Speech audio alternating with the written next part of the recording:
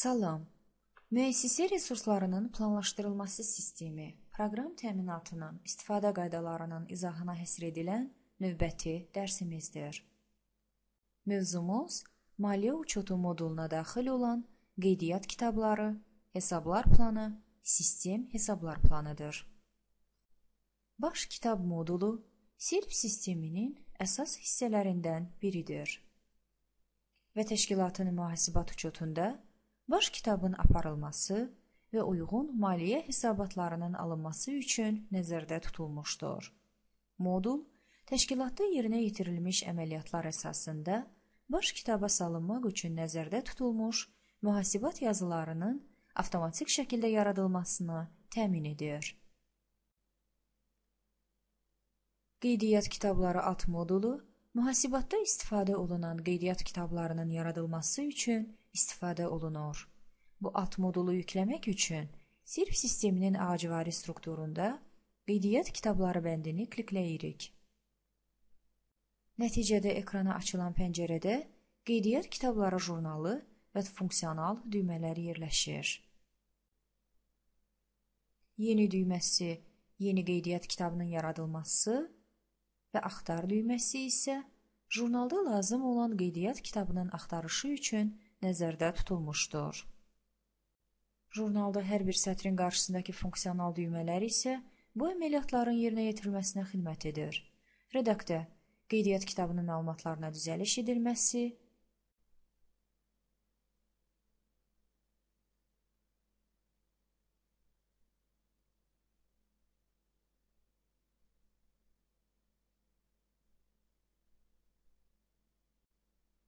silmək, məlumatların jurnaldan silinməsi. Yeni qeydiyyat kitabını yaratmaq üçün əvvəlcə yeni funksional düyməsini klikləyirik.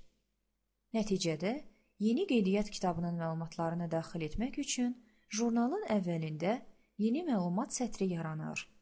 Bu sətirdə açılan sahələrə bu məlumatlar daxil edilir. Ad, yeni yaradılan kitabın adı klaviaturadan daxil edilir. Qeyd sahəsinə məlumat klaviaturadan daxil edilir.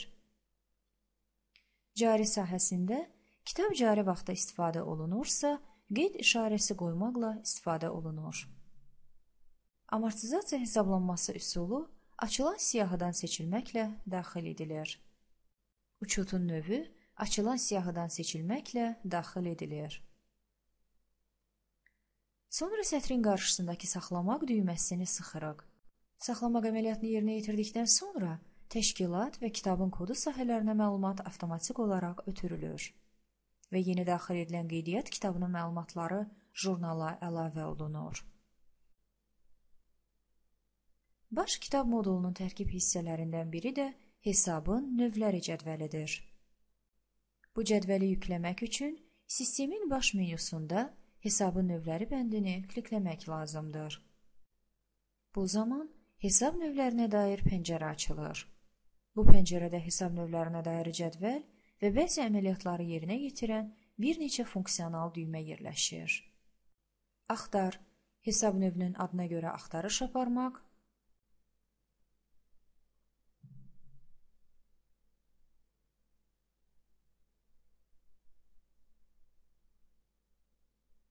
Yeni, cədvələ yeni hesab növü əlavə etmək üçün nəzərdə tutulmuşdur.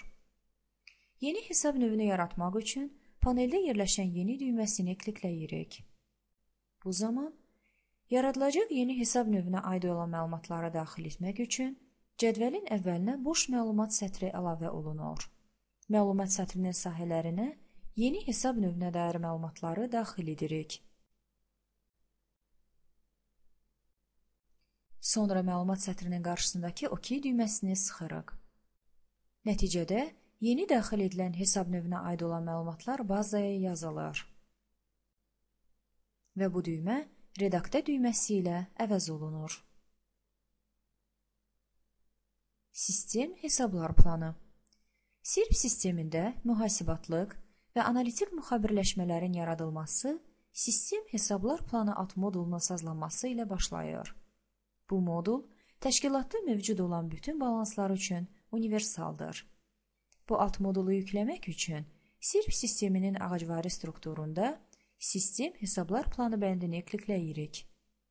Nəticədə, sistem hesablar planına dair məlumatların yerləşdiyi pəncərə açılır. Sistem hesablar planına daxil olan hər bir hesabın rekvizitləri cədvəlin hesab və əlaqəli hesab qrafalarında əks olunmuşdur. Hesab qrafasında hesabın hesablar planından götürülmüş kodu və adı əks olunur. Əlaqəli hesab qrafasında isə bu hesabla əlaqədar olan sistem hesabının kodu və adı göstərilir. Siyahının yuxarısında yerləşən hesabın növü açılan siyahısından istifadə etməklə yalnız seçilən hesab növünə aid olan hesabların siyahısını ekrana çıxarmaq olar. Paneldə yerləşən bir neçə funksional düymə. Açılan siyahıdan əməliyyatların əks olunacağı kitabın seçilməsi, sistem hesablar planına yeni hesabın daxil edilməsi, cədvəlin sətirlərində edilmiş dəyişikliklərin yadda saxlanması əməliyyatlarının yerinə yetirilməsi üçün nəzərdə tutulmuşdur. Cədvəlin əvvəlki 3 sütunda yerləşən funksional düymələr vasitəsilə siyahıdan seçilmiş sistem hesabına düzəliş edilməsi, siyahıdan seçilmiş sistem hesabının silinməsi, seçilmiş sistem hesabının hesablar planından seçilmiş yeni bir hesaba bağlanması əməliyyatlarını yerinə yetirmək olar. Yeni sistem hesabını yaratmaq üçün paneldə yerləşən yeni düyməsini klikləmək lazımdır. Bu zaman yeni sistem hesabının yaradılması üçün nəzərdə tutulmuş pəncərə açılır. Açılan pəncərədə yeni sistem hesabına dair məlumatları daxil etmək üçün ekran forması yerləşir. Bu ekran formasına növbəti məlumatları daxil edək. Kod və ad sahələrinə yeni yaradılacaq sistem hesabının kodu və adı klaviaturadan daxil edilir. Aktiv sahəsi hesabın aktiv və ya pasiv olduğunu göstərmək üçün nəzərdə tutulur. Eyni bir hesab həm aktiv, həm də pasiv ola bilər. Bu sahəyə müvafiq olaraq A, P, AP qiymətlərindən biri daxil edilir. Hesab, bu sahəyə yaradılan sistem hesabının bağlandığı və hesablar planından götürülən hesab açılan siyahıdan seçilməklə daxil edilir.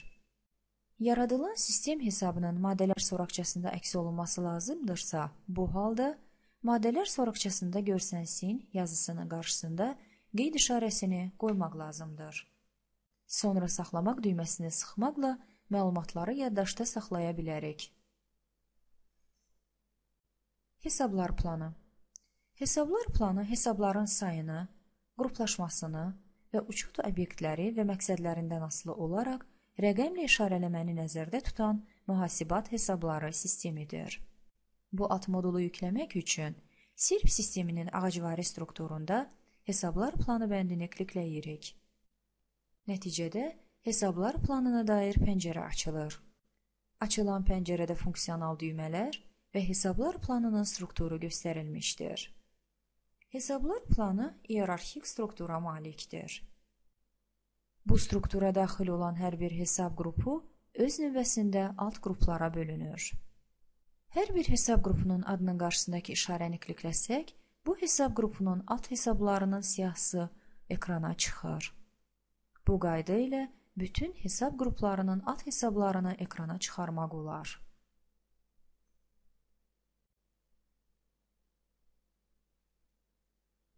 Hesablar planı pəncərəsində yerləşən funksional düymələr vasitəsilə növbəti əməliyyatları yerinə yetirmək olar.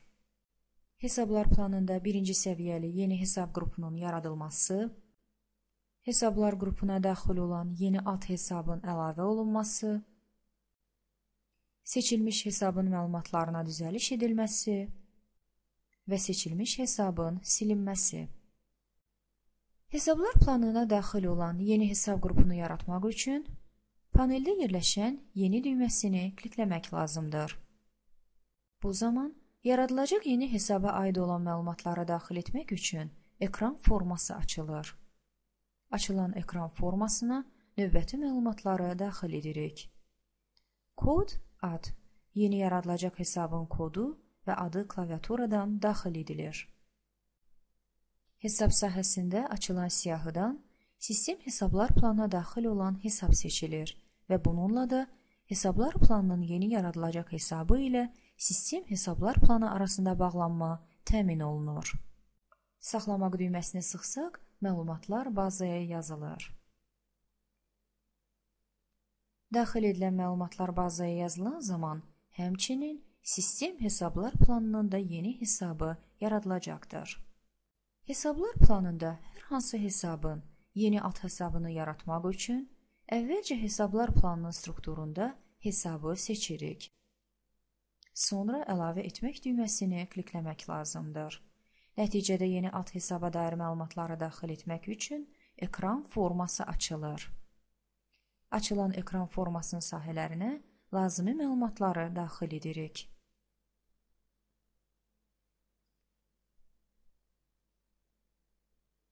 Yeni hesab və ya alt hesabı yaradan zaman mütləq kodun unikallığı şərti ödənməlidir.